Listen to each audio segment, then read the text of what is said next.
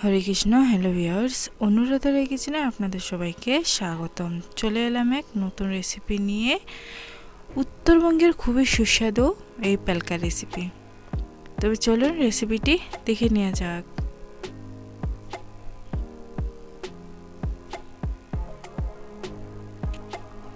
এখানে আমি 4 পদের শাক নিয়ে নিয়েছি। এখানে পুঁই শাক নিয়ে নিয়েছি, কচুর শাক নিয়ে নিয়েছি, পাট শাক নিয়ে নিয়েছি, আর নিয়ে নিয়েছি সজনে পাতা। এখানে কড়াইয়ে আমি পরিমাণ মতো জল বসিয়ে নিয়েছি। জলটা ফুটে এলে এর মধ্যে দিয়ে দিব 1 চা চামচ পরিমাণে বেকিং সোডা আর 1/2 চা চামচ পরিমাণ হলুদ।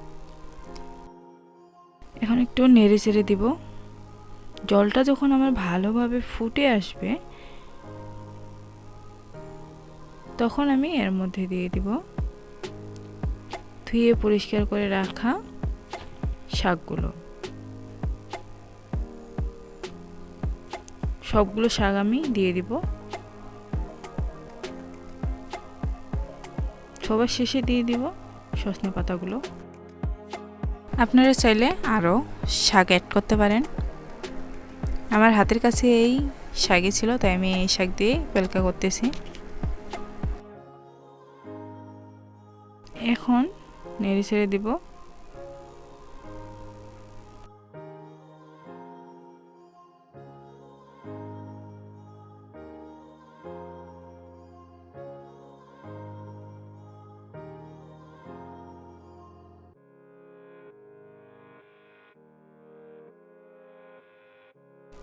আর দিয়ে দিব পরিমাণ মতো লবণ। লবণ দিয়েও আরেকটু নেড়ে ছেড়ে দিব। পুঁই শাকের ডাঁটাগুলো আমি বড় বড় দিয়েছি, কারণ পরে এগুলো খেতে ভালো লাগবে। এভাবে নেড়ে চেড়ে ঢাকনা দিয়ে আমি 10 মিনিট সিদ্ধ করে নেব। এতে 10 মিনিট পরে শাক আমার সিদ্ধ হয়ে গেছে। আর এখন একটা ডাল ঘুটনি দিয়ে এই শাকটা আমি ভালোভাবে ঘুটে নেব।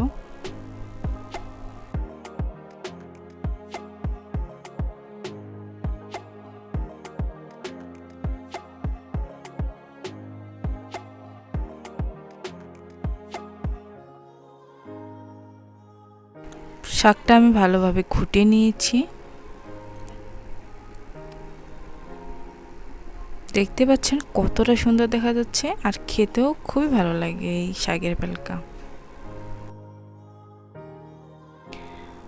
চুলায় কড়াই বসিয়ে নিয়েছি। কড়াই গরম হয়ে এলে এতে তেল দিয়ে দিচ্ছি, আর 3টি তেজপাতা, 4টি শুকনো মরিচ ও 1/2 চা চামচ দিয়ে দিয়েছি পাঁচফোড়ন।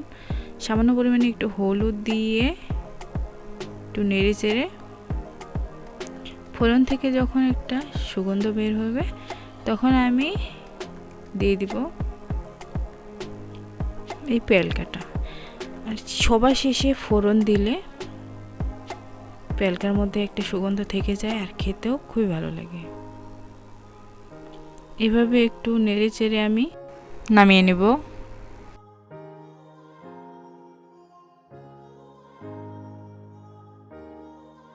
ভিডিওটি যদি ভালো লাগে তাহলে লাইক, শেয়ার, কমেন্ট ও সাবস্ক্রাইব করে পাশে থাকবেন। কিন্তু খুব সহজে তৈরি হয়ে গেল আমার উত্তরবঙ্গের খুবই সুস্বাদু এই শাকের পেলকা রেসিপি। এই পেলকা খেতে ছোট থেকে বড়রা সবাই পছন্দ করে। ভিডিওটি দেখার জন্য সবাইকে অসংখ্য ধন্যবাদ। সবাই ভালো থাকবেন, সুস্থ থাকবেন। হরে কৃষ্ণ।